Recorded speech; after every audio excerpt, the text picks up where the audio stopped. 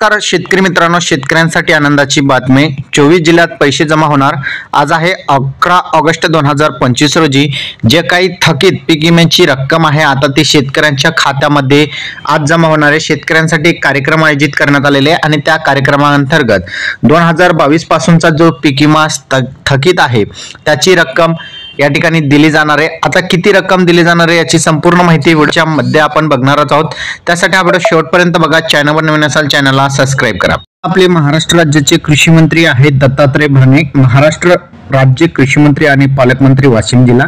आता हे महाराष्ट्र राज्याचे कृषी मंत्री झालेले आहेत आणि त्यांनी एक महत्त्वाची माहिती शेतकऱ्यांसाठी शेअर केलेली आहे। आज शेतकऱ्यांच्या खात्यामध्ये तब्बल 921 कोटी रुपये जमा होणार असल्याची त्यांनी माहिती दिलेली आहे।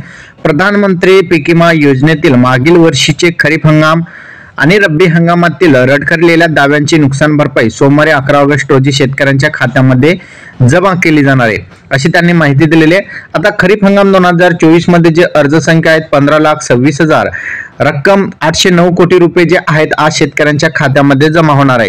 त्यानंतर बघितलं तर रब्बी हंगाम 2024-25 मधील शेतकऱ्यांची संख्या 96,000 एवढी शेतकऱ्यांची संख्या आहे आणि 96,000 शेतकऱ्यांच्या खात्यामध्ये 112 कोटी 27 लाख रुपये एवढी रक्कम जी आहे रब्बी हंगाम 2024-25 ची जमा होणार आहे।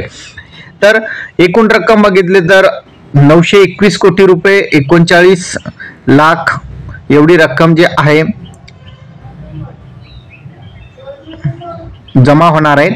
आता यामध्ये महत्त्वाचं म्हणजे 16,22,000 शेतकरी वर्ग आहेत आणि या 16,22,000 शेतकऱ्यांच्या खात्यामध्ये ही रक्कम जमा होणार आहे।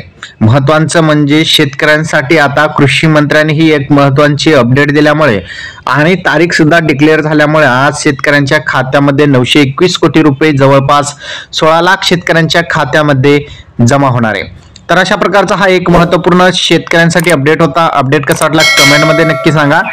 चॅनलवर नवीन असाल चॅनलला सबस्क्राइब करा। धन्यवाद।